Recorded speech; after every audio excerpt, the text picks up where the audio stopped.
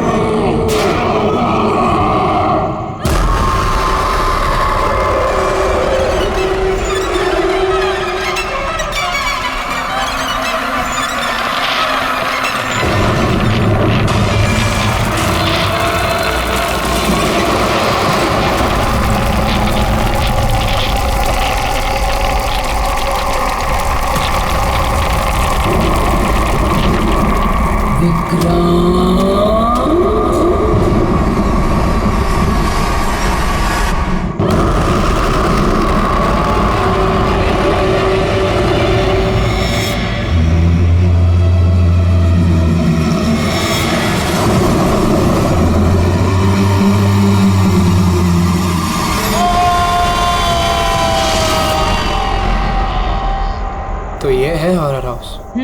Adventure game. अरे क्या डर रहा है यार? मर्डर हम है ना साथ में। कुछ हो गया तो फिर मुझे क्या कुछ नहीं होगा यार, कुछ नहीं होगा। अरे सर आ गए। हॉरर हाउस चैलेंज तो ले रहे हैं आप सब लोग, लेकिन एक बात मैं आपको बता दूं, ये इतना आसान नहीं है। कमजोर दिल वालों के लिए तो बिल्कुल भी नहीं। ये वही हवेली है ना जहाँ 2 साल पहले एक फैमिली का मर्डर हुआ था?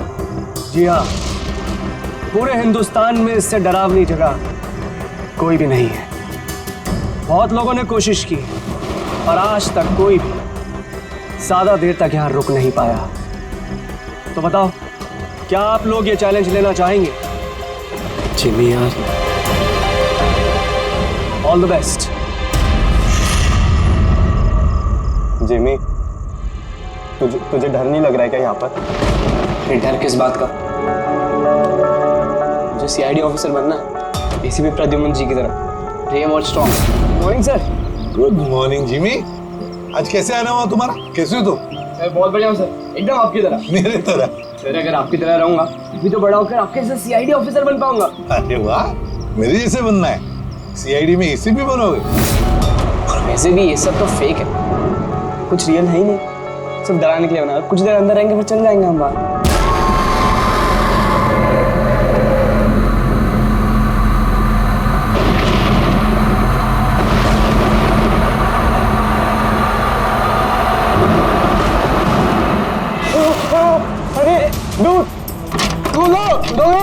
रोहित खोलना।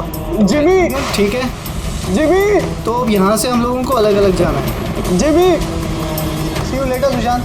अरे Jimmy please open the door. Jimmy कुछ नहीं होगा। रोहित ना यार, guys please come back guys.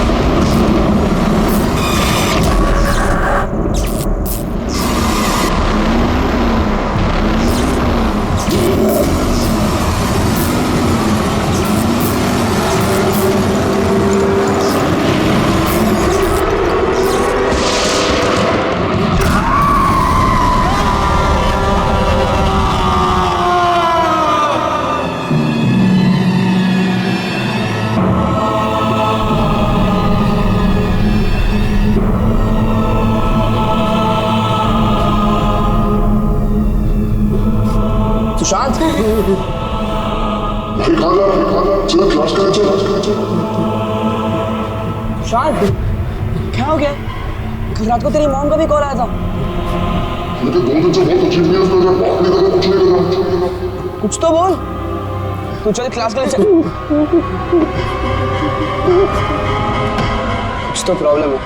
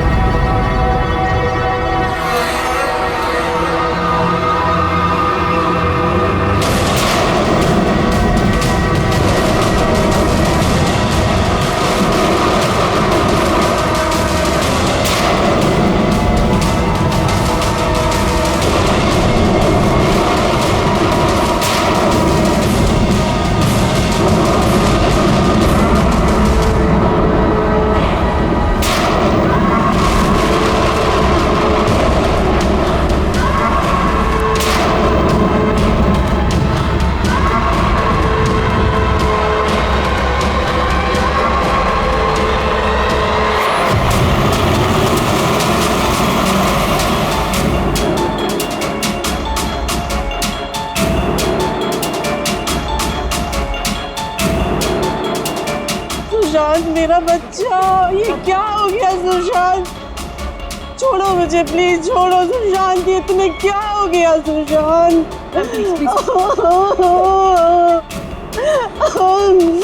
Jimmy, मेरा बच्चा, अब मुझे ठीक से बता, क्या हुआ? ये सब कैसे हुआ? सर वो कॉलेज आया और स्टेज चढ़ के ऊपर जा रहा था। मैंने उसे रोका कि चल क्लास का टाइम हो गया, चल साथ में। और सर उसने मेरी बात सुनी ही नहीं सर। और वो टेरेस जाके मुझे उसे रोक लेना चाहिए था सर। अगर मैं उसे रोक लेता तो ऐसा नहीं होता सर। जिमी, देखो बेटा, अपने आप को ब्लेम मत करो। क्या तुम्हें थोड़ी पता था कि ये ऊपर जाकर ऐसे करेगा? Don't blame yourself. नहीं सर, कुछ तो प्रॉब्लम थी सर। पिछले 2 दिन से सुशांत ऐसा ही है सर। ना किसी से बात करता है, बहुत अजीब बिहेव कर रहा था सर। मुझे उससे बात करनी चाहिए थी। अगर मैंने बात की होती तो सर शायद कुछ। अच्छा, ये पिछले 2 दिन से क्या हुआ? क्या था? क्या प्रॉब्लम क्या थी? हैं? हम लोग सर उसको हॉरर हाउस लेकर गए थे। उसका मन नहीं था जाने का, फिर भी उसको फोर्स करके लेके गए थे सर। सुशांत, भाई, भाई क्या हुआ? सुशांत! तो तुम्हारा मतलब है कि हॉरर हाउस जाने के बाद से ही सुशांत? हाँ सर, कुछ तो हॉरर हाउस में ही हुआ था सर। हम सब भी डरे हुए थे, लेकिन सुशांत कुछ ज़्यादा ही डरा हुआ था सर। हम उसको सुबह उसके घर पर छोड़ने भी गए। हमें लगा था कि सोने के बाद ठीक हो जाएगा, लेकिन नहीं सर। परसों रात को ही उसके साथ कुछ हो चुका था सर। भाई मेरी बात सुन, तू सो जा, वो सिर्फ एक गेम था। हमने वहाँ जो कुछ भी देखा वो कुछ में से कुछ भी रियल नहीं था, सब फेक था। मेरी बात मान। नहीं जिमी भाई, मेरी बातों का यकीन कर, कुछ भी फेक नहीं था, सब असली था भाई। वहाँ पे कुछ तो था भाई। वो अभी भी मेरे साथ है। वो नहीं छोड़ेगी भाई मुझे, वो मुझे नहीं छोड़ेगी। उसके बात करने के तरीके से मुझे लगा कि वो भी डरा हुआ है, लेकिन नहीं सर, सुशांत सही था। उसे किसी ने मार दिया सर, और मैं बचा नहीं पाया उसे। किसी ने मार दिया सर सुशांत को सर।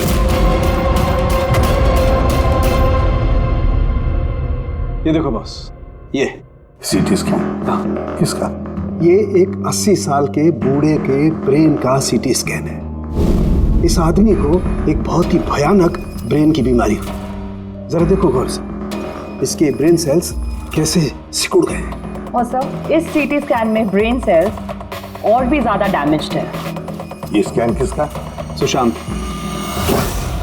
सुशांत का? एक जवान हेल्दी लड़के के ब्रेन के सेल्स एक बीमार बुढ़े आदमी के ब्रेन के सेल से ज्यादा खराब? वही तो सबसे बड़ा सवाल है अभिजीत, कैसे? और हमने सुशांत के फैमिली डॉक्टर से भी बात की। उन्होंने भी कहा कि सुशांत बिल्कुल फिट था, ना कोई हेल्थ इश्यूज, ना दिमाग की बीमारी, कुछ भी नहीं। सर जिमी ने बताया था कि हॉरर हाउस से लौटने के बाद ही इस सुशांत के बिहेवियर में चेंज आ गया था। और सर सुशांत की माँ का भी यही कहना था कि सुशांत अजीब अजीब सी बातें करने लगा था।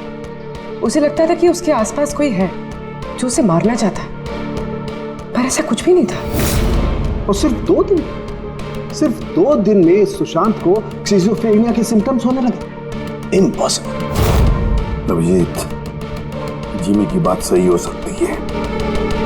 ये कोई आत्महत्या नहीं, खून है, खून। पर खून कैसे?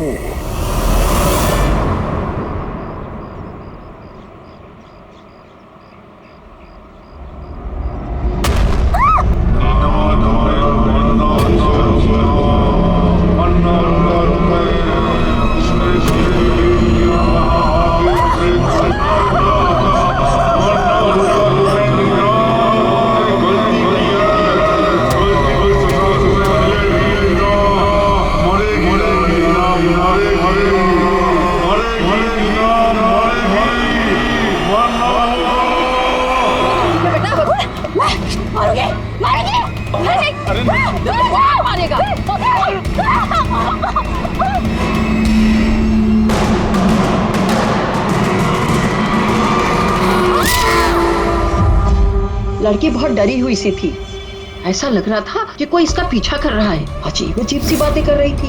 हम लोग तो इसकी मदद कर रहे थे, हम लोगों को देखकर भागने लगी और गाड़ी के सामने आ गई। तुम लोग नीना के फ्रेंड्स हो ना, तो तुमने कभी इसे अजीब सा बिहेव करते हुए देखा है?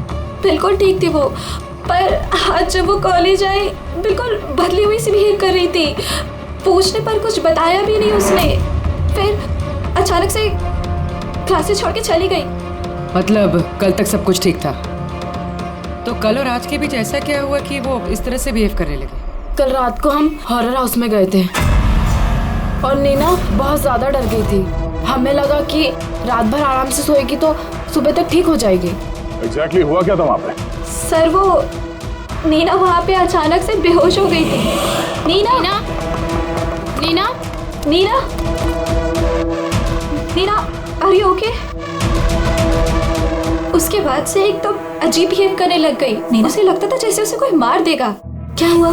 कोई है वहाँ पे, देखो कोई है। नीना कोई नहीं है वहाँ पे। जाओ गो, कोई नहीं है वहाँ। मैं जहाँ जाती हूँ वहाँ चले आते हैं। मुझे छोड़ेगा नहीं, मुझे मार डालेगा। हॉरर हाउस, ये वही हॉरर हाउस है जहाँ पर सुशांत भी अपने दोस्तों के साथ गया था और जहाँ से आने के बाद उसके और इस नीना के दिमाग पर असर होने लगा। अजीब अजीब से वहम होने लगे। कुछ न कुछ तो गड़बड़ जरूर है इस हॉरर हाउस में, कुछ न कुछ तो गड़बड़ है। ऐसा कुछ नहीं है सर, मैं सच में नहीं जानता उन दोनों को क्या हुआ है। तुम्हें नहीं पता तो और किसे पता होगा? हाँ? इस हॉरर हाउस के बारे में सोशल मीडिया में तुम्हारी कंपनी ने मैसेज शेयर किया है ना? और इसमें साफ साफ लिखा है कि इस हॉरर हाउस में मर्डर्स हुए हैं और जो कोई भी एक रात इस हवेली में रहेगा उसे 50,000 रुपए इनाम में मिलेंगे। हाँ? और इसमें यह भी लिखा है कि ये हॉरर हाउस बनने से पहले 2-3 लोग यहाँ पे रात में रुके थे जो गायब हो गए। इनका अब तक कोई छता पता नहीं चला है। सर मार्केटिंग के लिए सब करना पड़ता है। हॉरर हाउस के प्रमोशन के लिए हमने कुछ एक्टर्स से काम करवाया था ताकि लोग यहाँ पर आए। आप चाहे तो हम उनका नाम और पता आपको दे सकते हैं, आप उनसे पूछ सकते हैं सर। अच्छा, अगर ये सब तुमने मार्केटिंग के लिए किया है तो इसके पीछे असली कहानी क्या है, ये बताओ। सर यहाँ पर एक बहुत रईस आदमी रहता था अपने परिवार के साथ, विक्रांत, और एक दिन उसने अपने पूरे परिवार को मार दिया।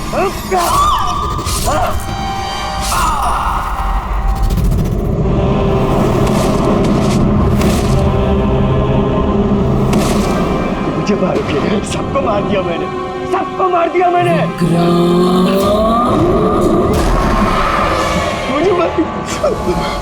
मुझे मारेगी।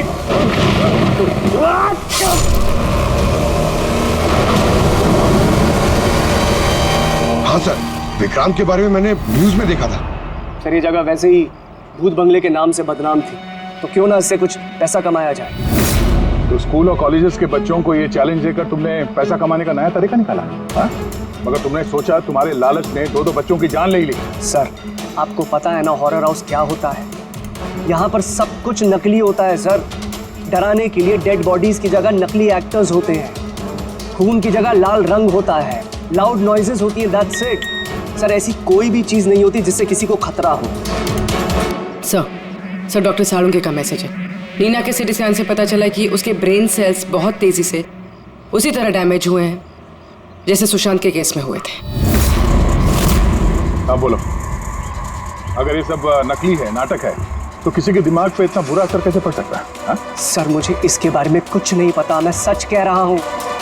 ठीक है, आज रात इस हॉरर हाउस में हम लोग रुकेंगे।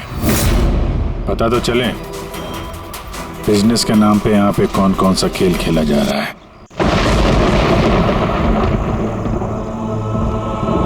अभिजीत, इस हवेली का मालिक महेश और उसका स्टाफ कुछ गड़बड़ लग रहा है।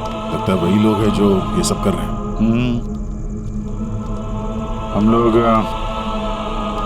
अलग अलग रूम में जाएंगे, अकेले। इतना तो पता है ना सबको कि इन लोगों ने ऐसा कुछ इंतजाम करके रखा है कि जिससे सबको डर लगे, हैं?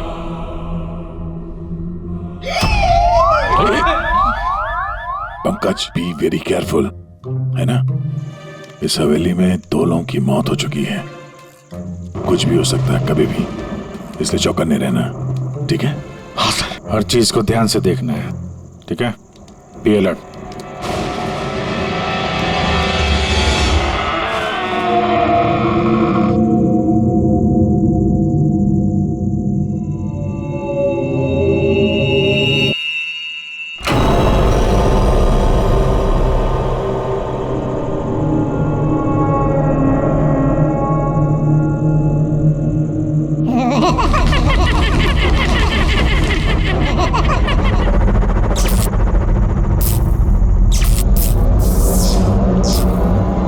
अगर दरवाजे तक जाना है तो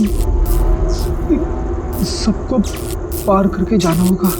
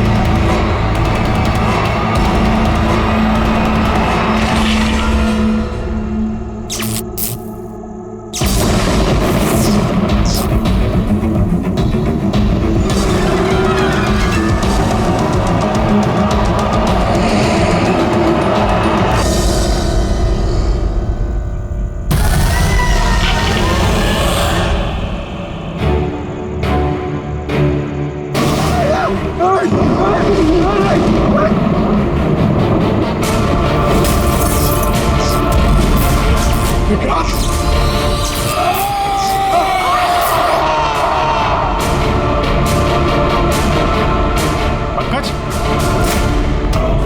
पंकज, पंकज, क्या हुआ है? पंकज, क्या? पंकज, संभाल के। तुम ठीक हो? ठीक तो हो? क्या हुआ? रेडी, इसे हॉस्पिटल ले जाओ जल्दी। पंकज, पंकज, चलो चलो। संभाल के। पंकज, क्या हुआ? क्या हो रहा है ये सब? है इसकी हालत देखी आपने? कौन सा खतरनाक खेल खेल रहे हैं आप लोग यहाँ पे?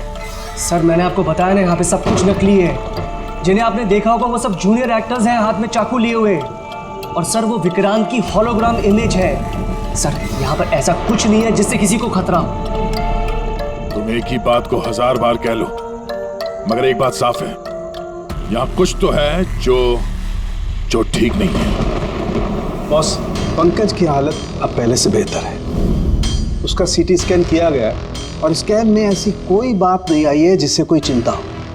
ये बहुत अच्छी बात हुई कि आप लोगों ने बिल्कुल सही वक्त पर पंकज को हॉरर हाउस से बाहर निकाल दिया। समझ में नहीं आ रहा है, हम सब लोग थे वहाँ हॉरर हाउस में और कुछ कमरे ऐसे थे जहाँ पे थोड़ा डर लगे, घबराहट जैसी हो तो हम तुरंत दूसरे कमरे में चले जाते थे। पंकज ने भी यही किया होगा। सिर्फ उसी के साथ ऐसा क्या हुआ कि उसके दिमाग में इतना गहरा असर हो गया? सर, ये सुशांत और नीना अपने अपने दोस्तों के साथ वहाँ हॉरर हाउस में गए थे, लेकिन असर सिर्फ इन दोनों पे ही हुआ। इनके दोस्तों पे कोई असर नहीं हुआ था, सब नॉर्मल थे। सर, हो सकता है उस हॉरर हाउस के किसी खास कमरे में वो चीज़ हो जिससे इंसान के दिमाग पे बहुत बुरा असर करता है। ये पंकज, सुशांत, नीना उस कमरे में गए तो उनके दिमाग पे असर हुआ, बाकी के लोग उस कमरे में गए नहीं तो असर हुआ नहीं होगा। हो सकता है गया, हो सकता है, पर कौन से कमरे में, ये कमरा कौन सा है ये तो पता लगना चाहिए। सर, मुझे वहां पे विक्रांत की डायरी मिली। जिस दिन उसने अपनी फैमिली का खून करके आत्महत्या की, उसके कुछ दिन पहले इसने लिखा है, या मैंने फिर से उन्हें देखा, उनकी आवाजें सुनाई देती हैं। वो लोग हर जगह पे मेरा पीछा करते हैं, मैं रात को सो नहीं पाता, किसी पे भरोसा नहीं है मुझे। उस शैतान ने सबको अपनी तरफ कर लिया है। और हैरानी की बात यह है कि इसके पहले जो कुछ लिखा है वो बिल्कुल नॉर्मल है, उसमें कोई खतरे और डर की बात नहीं है। जो कुछ भी हुआ है अचानक हुआ, ऐसा सुशांत और नीना की तरह। बात समझ में नहीं आ रही अभी कि ये विक्रांत, इस विक्रांत ने अपने पूरे खानदान का कत्ल कर दिया। अपने डर के मारे उसने अपनी जान ली, आत्महत्या कर ली। नहीं अभिजीत, कुछ ना कुछ तो गड़बड़ जरूर है, कुछ ना कुछ तो गड़बड़ है। कहीं ऐसा तो नहीं कि सुशांत और नीना की तरह किसी ने विक्रांत को ही मारा था? आत्महत्या नहीं, खून है विक्रांत का। तो क्या हुआ होगा विक्रांत के साथ, क्या हुआ होगा, पता कैसे चलेगा?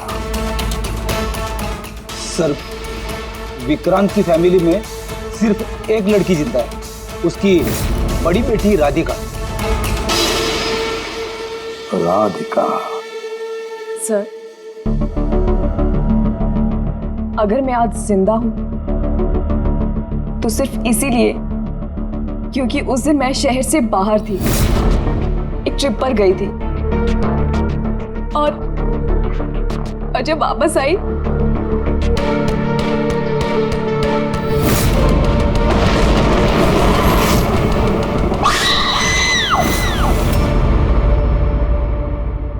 उनकी डायरी पढ़ी थी हमने, उससे पता चला कि 10 सितंबर से पहले वो बिल्कुल नॉर्मल थे।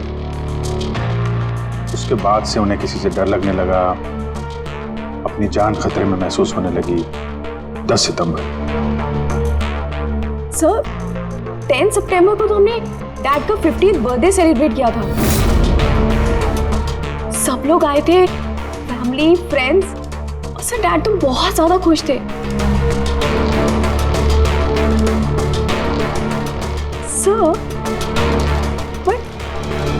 डैड के बर्थडे के बाद ही उनका बिहेवियर चेंज हुआ था। अभिजीत, वो तो विक्रांत के साथ जो कुछ भी हुआ है उस बर्थडे पार्टी में ही हुआ है। पर क्या ऐसा क्या हुआ जिसकी वजह से विक्रांत परेशान हो गया, डिस्टर्ब हो गया? क्या हो सकता है? राधिका, आप बता सकती हैं उस दिन बर्थडे में कौन कौन आया था? उस दिन की फोटोग्राफ्स और वीडियो भी चाहिए हमें। पूरी रात पार्टी में विक्रांत बिल्कुल नॉर्मल लग रहा था, लेकिन लेट नाइट को उसका किसी के साथ तो झगड़ा हुआ। मैंने दूर से देखा था, बहुत जोर जोर से बहस हो रही थी। किसके साथ? अजय, विक्रांत का बेस्ट फ्रेंड। विक्रांत के साथ भी? साहब, बहुत बड़ी गलती कर दी मेरे माँ बाप ने, अपनी बेटी की शादी विक्रांत से करवा के। साहब, उसे नहीं जीना था तो वो खुद मर जाता, लेकिन मेरी बहन और बच्चों को मारने की क्या जरूरत थी? विक्रांत के मरने के बाद तो सारी प्रॉपर्टी राधिका के नाम पे चली गई होगी ना? नो सर, विक्रांत के बिजनेस में या उसकी प्रॉपर्टी में राधिका का कोई इन्वॉल्वमेंट नहीं था। उसके परिवार के बाद वो पूरी टूट चुकी थी। एक रुपया नहीं मिला था सर उसे, बल्कि ज्यादातर पैसा उसने चैरिटी के लिए दे दिया। और विक्रांत का बिजनेस? सर, उनके कजन है दीपक, वो संभालते हैं। दीपक जी, विक्रांत की मौत के बाद उसके पूरे बिजनेस की कमान तुमने संभाल ली है ना? क्योंकि विक्रांत की फैमिली में कोई बचा ही नहीं, सिर्फ राधिका के सिवा। और राधिका ने बिजनेस और बाकी सारे प्रॉपर्टी में से अपने आप को दूर कर लिया था, इसलिए, है ना?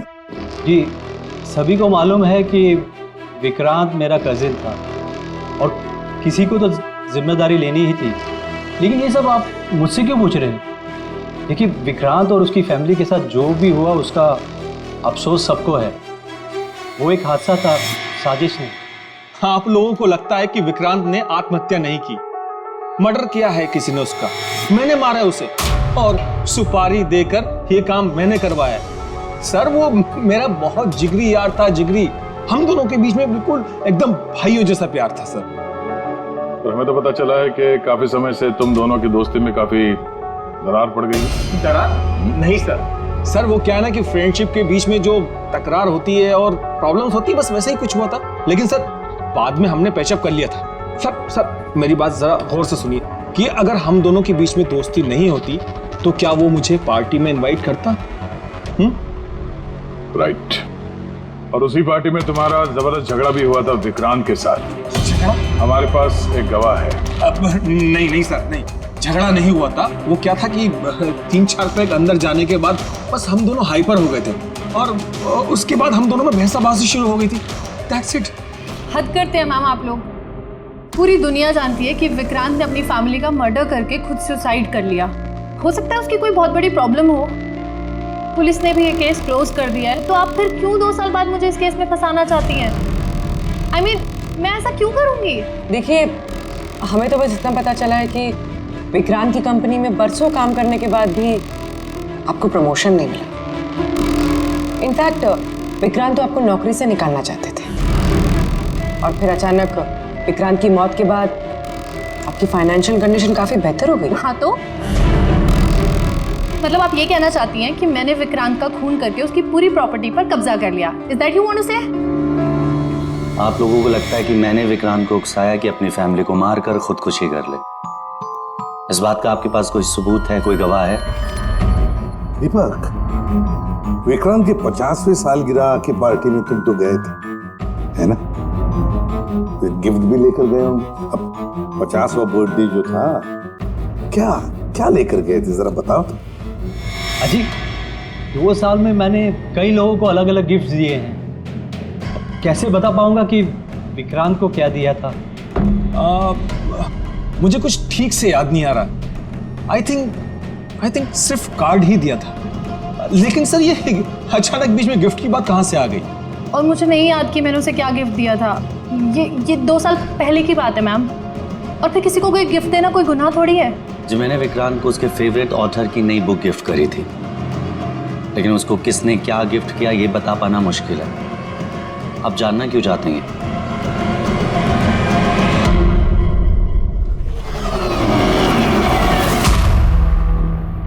इन सबसे पूछताछ कर लिया सर। ये चारों लोग, अजय, दीपक, दिव्या, नंदन, चारों गड़बड़ लग रहा है।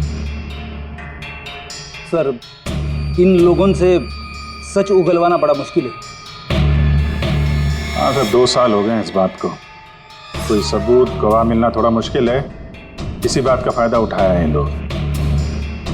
मगर इतना तो तय है कि इनमें से कोई एक झूठ बोल रहा है और वही है विक्रांत का कातिल। अभिजीत, फिर भी एक सवाल उठता है कि अगर किसी ने भी एक चीज गिफ्ट दी है जिसकी वजह से इंसान का दिमाग खराब होता है, तो फिर विक्रांत का ही दिमाग खराब क्यों हुआ उस चीज की वजह से? वहां पर और भी तो लोग थे उस घर में, उनको कैसे कुछ नहीं हुआ? हाँ सर, विक्रांत के परिवार में 5 लोग थे, नौकर चाकर अलग। उन्हें भी तो असर होना चाहिए था, पर उन पर कुछ नहीं हुआ। जैसे अब 2 साल बाद जितने भी लोग वहां पर गए थे, किसी पे कोई असर नहीं हुआ, सिवाय पंकज, सुशांत और नीना। पंकज बताओ, कौन से कमरे में गए थे और कैसे कैसे गए?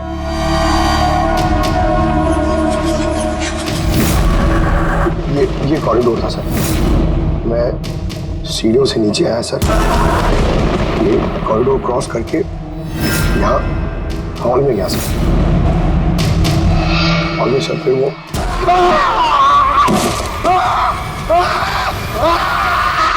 मेरा पैर पकड़ा सर। मैं घबरा गया सर। फिर मैं यहाँ से भागा, फिर इस कॉरिडोर में आया सर और यहाँ पर कहीं पे शायद मुझे वो विक्रांत दिखा और सब में।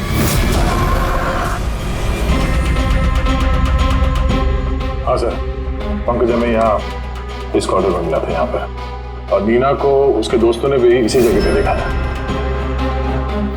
और सुशांत भी यहाँ इसी जगह पे मिला। तो सर, वो जो कुछ भी है जिसकी तलाश है हमें, शायद यहाँ आसपास कहीं होना चाहिए। ऐसे वो हो क्या सकता है? वहां पर तो एंटीक्स, पेंटिंग्स, न जाने क्या क्या था। ऐसी कौन सी चीज है जिसकी वजह से वो लोग मारे गए? सर, विक्रांत की मौत 2 साल पहले हुई थी और इन दोनों की मौत अभी अभी हुई है 2 साल बाद। ऐसी कौन सी चीज है वहां पे जिसकी वजह से ये सब मौतें हो रही है? तो क्या चीज है कातिल जानता है।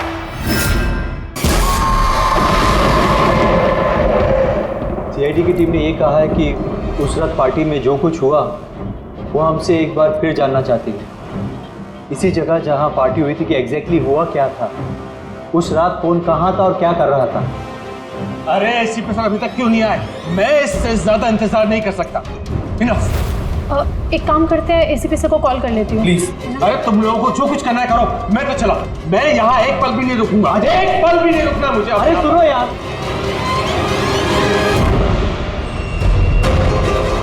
हेलो सर, मैं दिव्या।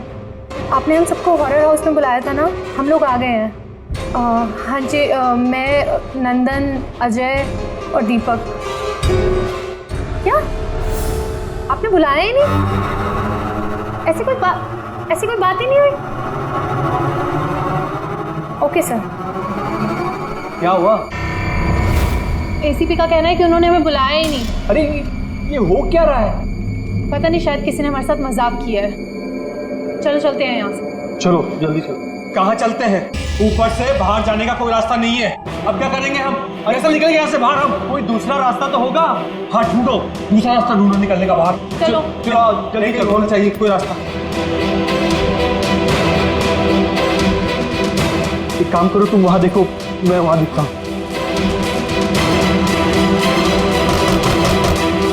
अरे कोई है? प्लीज दरवाजा खोलो।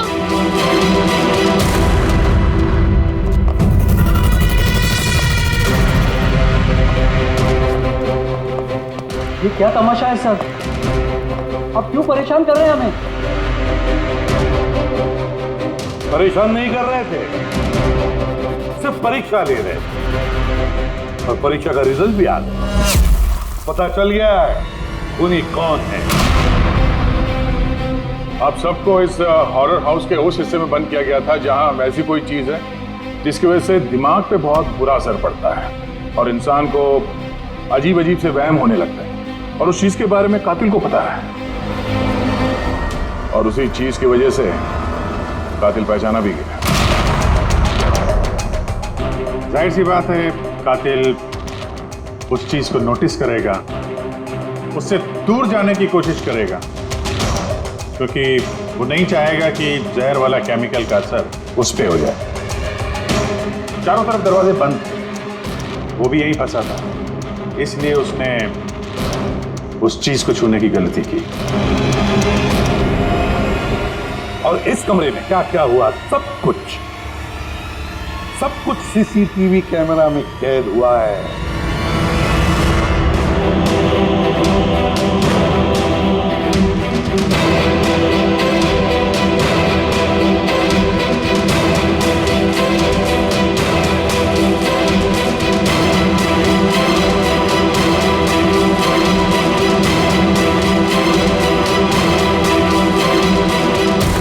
सबको लगता था कि विक्रांत एक अच्छा इंसान है, लेकिन ये सच नहीं था। वो बड़ा ही घटिया इंसान था। उसका अफेयर मेरी पत्नी से हो गया था। मेरी पत्नी को इस गलती का एहसास था। उसने विक्रांत से दूर जाने की बात कही तो विक्रांत उसे धमकाने लगा, कहने लगा तुम्हारे पति को बता दूंगा, उसको नौकरी से निकाल दूंगा। शर्मिंदगी में मेरी पत्नी ने खुदकुशी कर ली। और इसलिए तुम विक्रांत से बदला लेना चाहते थे? मेरा एक दोस्त केमिस्ट में था। मुझे उससे उस टॉक्सिन जहर के बारे में मालूमात पड़ी। मुझे पता लगा ये एक ऐसा केमिकल है जिससे इंसान दिमागी तौर पर बीमार हो जाता है। मैंने विक्रांत को गिफ्ट देने के लिए एक एंटीक लालटेन खरीदी और उसकी बत्ती को उस केमिकल में डिप करके उसे गिफ्ट दे दिया। जब विक्रांत उस लालटेन को जलाता तो उस बत्ती से उठने वाला धुआं कमरे में फैल जाता। विक्रांत पर उस जहरीले धुएं का असर वैसे ही होने लगा जैसा मैं चाहता था। धीरे धीरे वो पागल होने लगा और एक दिन उसने पागलपंती में अपने पूरे खानदान को खत्म कर दिया और खुदकुशी कर ली। किसी को ये बात की खबर तक नहीं हुई कि इस केमिकल की वजह से उसने इतना बड़ा कदम उठा लिया। और एक दिन केस बंद हो गया। बाद में विक्रांत के इस घर को महेश के फादर ने खरीद लिया। महेश ने इसे हॉरर हाउस बनाया और बिजनेस स्टार्ट कर दिया, लेकिन वो लालटेन अभी भी यहीं थी।